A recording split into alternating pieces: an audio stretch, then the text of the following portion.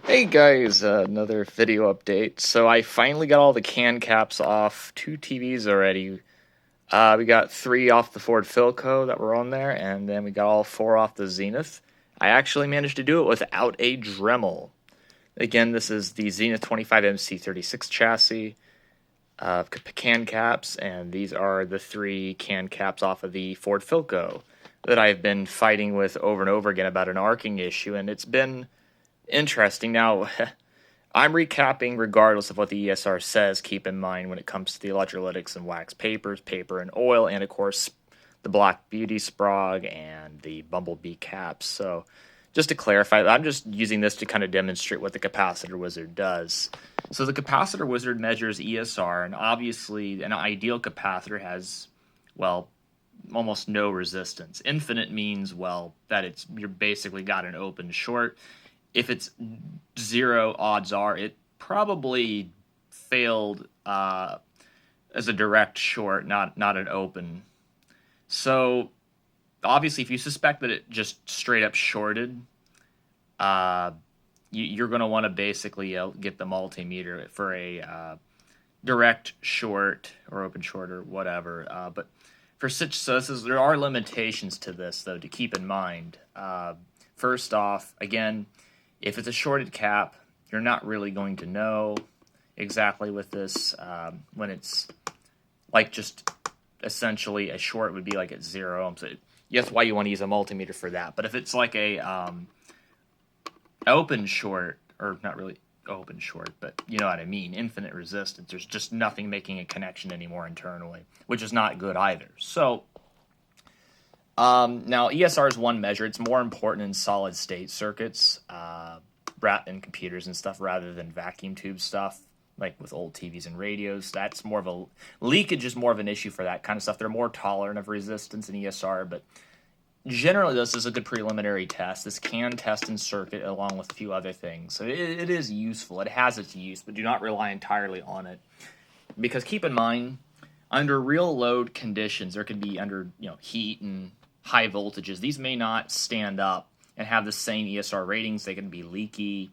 And the only way to test for leakage is to disconnect one of the leads. And at that point, it pretty much just is not going to be worth, messing around with that. I mean, there are capacitor leakage testers, but, once you got one lead off, you might as well just take the other off, right, Lane?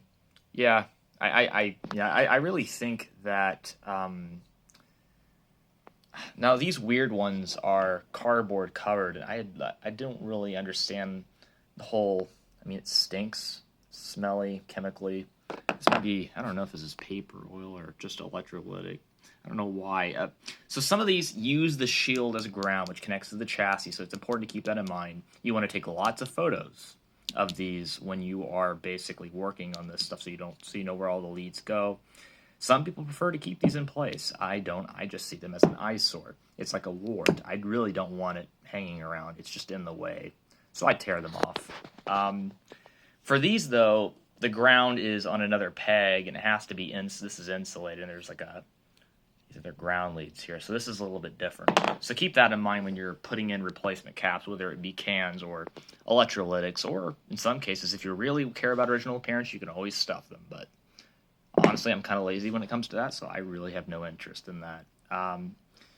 So leaky caps, what does it mean? Well, it means that it is leaking too much current. It's doing it too fast or too much, and you really don't want that, because that could mess up other parts of the circuit.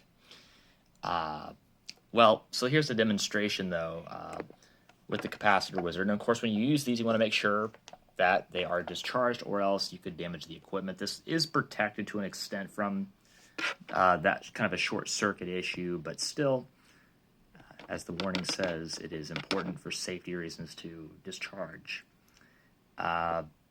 This guideline is, for general guidelines, caps 1 microfarad and up. Others go under 3 ohms. So for these type of caps, general purpose electrolytics or high voltage electrolytics, you want it to be under 3 ohms for ESR ideally, but again, do not rely on this entirely. This is just kind of a basic test. It's more useful for other things, but so we're going to go here and look, and you can see where the meter defaults to. Turning it on. and you just test it real quick by just tapping it here.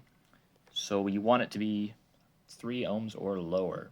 I already checked the multimeter to make sure there was no shorts. So you look here. See, sometimes it can be a bit tricky to keep a good connection. You want to make sure you got a good connection before you make the call here. I believe this one is all good, but it's kind of hard to hold the camera. I need to get a little tripod. But you get the idea, though. It's good, at least as far as ESR goes under this test. But again, that does not tell you anything about leakage, so you're warned. This, I'm sure that I think this one was good. Can caps, by the way, are basically just multiple capacitors stuffed into one package. So this one was all good on the preliminary test, but I strongly doubt that these will hold up under real-world conditions. These are from 1965, so I would not want to. I would hate to ruin other components over trusting that. So I believe.